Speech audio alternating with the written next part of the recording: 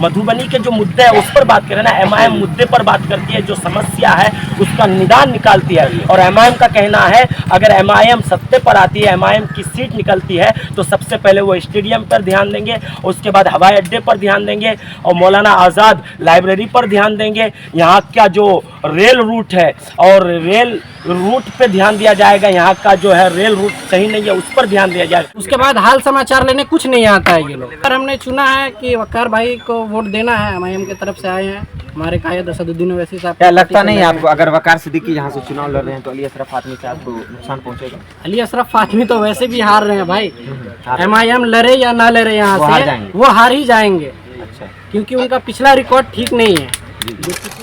खाना है कि हमारे लिए जो आवाज़ उठाएगा है ना, और हमारी आवाज़ को जो आगे लेकर जाएगा उसको हम क्षेत्र में सांसद महोदय को तो कोई पहचानते भी नहीं देखते होंगे। कोई बदलाव चाहिए, बदलाव तो चाहिए हमें। तो आप देख रहे हैं मधुबनी हलचल न्यूज।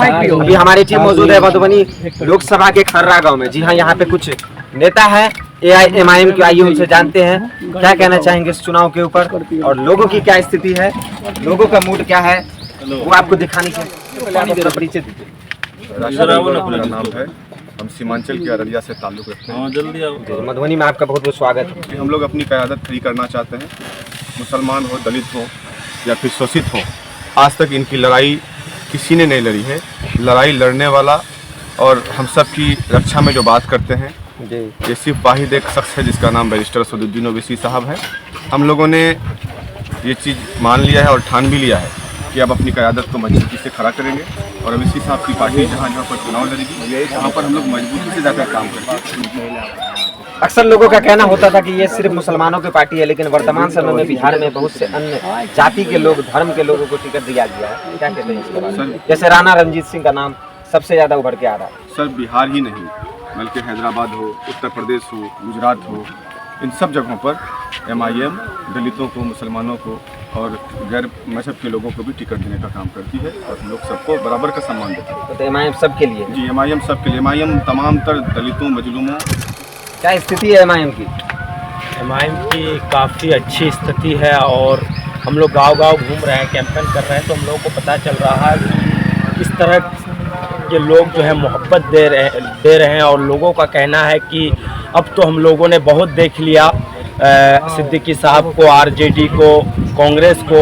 ये लोग जो कहीं कहीं BJP को हराने में असक्षम है। तो हमारे नुमाइंदा सिर्फ और सिर्फ असदुद्दीन ओवैसी साहब हैं। सुनिए ना मैं क्या कह रहा हूँ, ये लोग BJP को हराने में असक्षम है। अब जो है BJP को हराने का काम जो है कहीं ना कहीं MIM करेगी। 2009 में MIM को तो B टीम कहा जा रहा है BJP का। BJP का B टीम कौन है ये इनका तो उन लोगों के पास कोई प्रूफ नहीं है, लेकिन मैं कांग्रेस को, RJD को BJP का B टीम साबित कर सकता हूँ। ये मेरे पास प्रूफ है।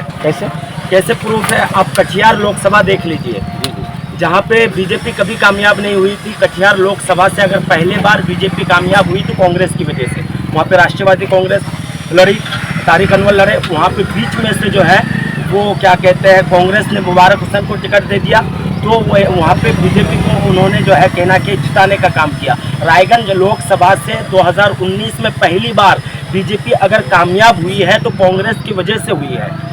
वहाँ से तृणमूल कांग्रेस सीट निकाल रही थी, कांग्रेस ने जाकर वहाँ पे 20,000 वोट काटकर जो है BJP को जिताने का काम किया। तो आप मुझे बताइए, ये जिनके द्वारा आरोप लगाया गया है वो खुद BJP के B टीम है और ये आरोप लगाया गया है नीतीश कुमार के द्वारा। नीतीश कुमार खुद अभी BJP की गोद में बैठकर BJP की मलाई चाट रहे हैं, तो वो BJP के B टीम नहीं हुए। और हम लोगों का कोई नाता नहीं, दूर दूर तक वास्ता नहीं है BJP। हम लोग तो BJP को हटाने ही के लिए काम कर रहे हैं और हम ही लोग BJP के B टीम हो गए। वारे दोहरा चरित्र इन लोगों का। तो यहीं पे कहना कि मुसलमानों को इस बात को समझने की ज़रूरत है। मुसलमानों को ये कहकर कहीं ना कहीं सेकुलर पार्टियां वर्गलाना चाहती है कि MIM जो है BJP की B टीम है और कोई उन लोग के पास मुद्दा ही नहीं है MIM को नीचा दिखाने के लिए, और कोई उन लोग के पास दलील ही नहीं है। इसीलिए उन लोग कहते हैं कि BJP की B टीम है। और आप देख लीजिए यहाँ के मुद्दे के बारे में बात हो ना, मधुबनी के, मधुबनी में जो है स्टेडियम नहीं है, मधुबनी में जो है कहना कि हवाई अड्डे का हाल जो है बुरा है, उस पर बात हो, लाइब्रेरी का हाल बुरा है, उस पर बात हो, पानी निकासी के लिए जो है नाले नहीं है, उस पर बात हो, यहाँ की सड़कें ठीक नहीं है, उस पर बात हो। यहाँ पे जो है कहना कि मुसलमानों को वर्गला कर ये वोट लेना चाहते हैं, मुद्दे पर और समस्या पर बात नहीं करते हैं। मधुबनी के जो मुद्दे है उस पर बात करें ना, एमआईएम मुद्दे पर बात करती है, जो समस्या है उसका निदान निकालती है। और एमआईएम का कहना है अगर एमआईएम सत्ते पर आती है, एमआईएम की सीट निकलती है, तो सबसे पहले वो स्टेडियम पर ध्यान देंगे, उसके बाद हवाई अड्डे पर ध्यान देंगे और मौलाना आज़ाद लाइब्रेरी पर ध्यान देंगे। यहाँ का जो रेल रूट है और रेल रूट पे ध्यान दिया जाएगा, यहाँ का जो है रेल रूट सही नहीं है उस पर ध्यान दिया जाएगा। ये एमआईएम मुद्दे की राजनीति करती है, मसाइलों का हल। क्या हाल है मुल्क में जो है मुसलमानों के रहनुमा सबसे बड़े नेता कौन है? मुसलमानों के नेता कौन है? मुसलमानों के नेता तो अभी असदुद्दीन ओवैसी साहब है, उनसे बड़ा कोई नेता ही नहीं है आज के दौर में। और मुसलमानों के हमरा वही बनेंगे इंशाअल्लाह। जो यहाँ लोकसभा से जो लड़ रहे हैं इंशाअल्लाह इस बार एआईएम ही कामयाब हो। वकार सिद्दीकी साहब लड़ रहे हैं जी, फातमी साहब भी लड़ रहे हैं। देखिए फातमी साहब लड़ रहे हैं तो यहाँ पे पार्टी की बात होती है। अभी यहाँ पे हर लोग जो है जितने मुसलमान हैं सब एआईएम को चाह रहे हैं, हर लोग उनको वोट देना चाहते हैं। अच्छा, इंशाअल्लाह कामयाब महोदय कभी आए हैं इस क्षेत्र में? सांसद महोदय को तो कोई पहचानते भी नहीं, फोटो भी नहीं देखते होंगे कोई। बदलाव चाहिए, बदलाव तो चाहिए हमेशा। कौन लगता है आपके नज़र में? बदलता रहना चाहिए हमेशा। बदलाव जो होता है ना लोकतंत्र के लिए अच्छा होता है, अच्छा होता है, हमेशा बदलना चाहिए, एक बार सबको मौका देना चाहिए। जी। क्या लगता है आपको अशोक यादव और फातमी साहब और भी सारे कैंडिडेट है, एमआईएम ने भी टिकट दिया है यहाँ से वकार सिद्दीकी, और भी कैंडिडेट है, उस सब में कौन बेहतर आपको लग रहा है आपके समझ से? हम तो वकार सिद्दीकी को हम तो वैसे के मानने वाले हैं, तो वकार सिद्दीकी हमारा जैसा बाकी का हम बात नहीं है। मतलब आप लोग बदलाव चाह रहे हैं? अगर नहीं रहता जहाँ पे अगर हम हमारे एमआईएम चुनाव लड़ेंगे वहाँ जहाँ भी लड़ेगी। रोड दिखलाइए थोड़ा सा। मतलब नाला तो छोड़ दीजिए, 10 साल से यहाँ पे रोड नहीं बना है। और क्या क्या है? आरजेडी का विधायक है यहाँ, नकम्मा विधायक है, आरएसएस से जुड़ा हुआ, हमारे पास सबूत है, उसका फोटो है। 10 साल से विधायक है, एक बार आता भी है तो आया, किसी जगह रुका, कोई किसी पब्लिक से मिलता नहीं है, वो चला जाता है यहाँ से। नहीं तो उसको रोड से कोई मतलब है, नहीं तो पोखर पे जो घेराबंदी का काम है ना उससे कोई मतलब है उसको। आता है चला जाता है। 5 साल में कहीं एक बार आया तो आया, वो भी आया हुजूर आप हमको वोट दीजिए, हुजूर आप हमको वोट दीजिए। उसके बाद हाल समाचार लेने कुछ नहीं आता है ये लोग। इस बार क्या कीजिएगा?